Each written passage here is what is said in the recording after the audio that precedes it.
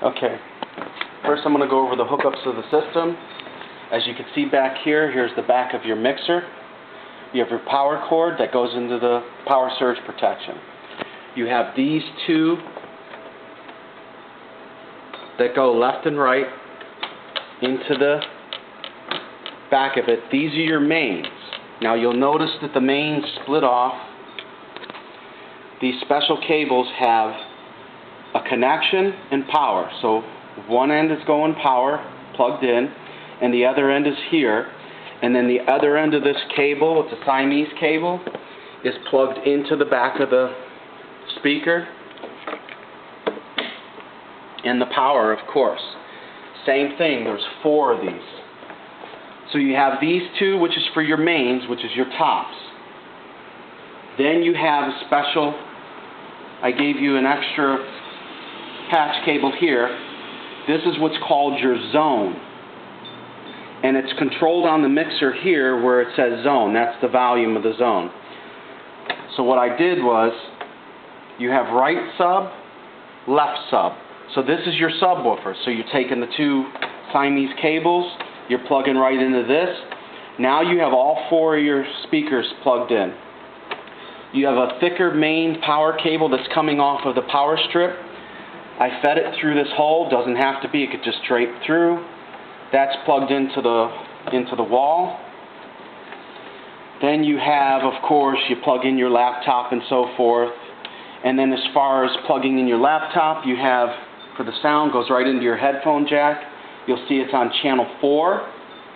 And then I also ended up giving you an extra cable just in case you want to plug in an iPod instead of having to unplug this. So that'll be for a convenience point. Then you have 2 blue cables, which are actually connected to your mic 1 and 2 of your wireless microphones. And then you also have your VGA cable to the laptop. It's plugged right into your TV. The TV, all you got to do is when you get it, mount it to this, or I might try to protect it and send it like that, and all you do is you just put this section back on there, and then there'll be 2 microphone holders inside the box that you just screw on.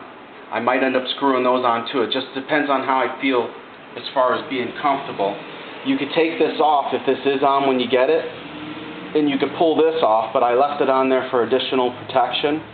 This is your LCD stand. Basically, you want to make sure the feet are spread out pretty far, even further than this. And then this is just, you loosen this up, and this will come straight off. And then you just tighten a little bit, literally till you feel it snug. This will allow you to, you loosen this and you adjust how you pivot it. Of course, this is how you go up and down on the, as far as adjusting the height. And then, like I said, you have 4 of these huge 30-foot Siamese cables, and they're going to all the speakers. Now, you'll notice in the back of the speakers, you have the loudspeaker. It's full on. This is if you just wanted to, let's say you're not doing anything other than just want to talk, and you don't need your system. You could take this outside, put it on a speaker stand, plug in a microphone, and you could actually just talk on the microphone if you ever want to just use the speaker alone. But I keep these full open. You'll notice that I have them in full range, and the knob is over to the EQ, meaning that it's contoured, it's not flat.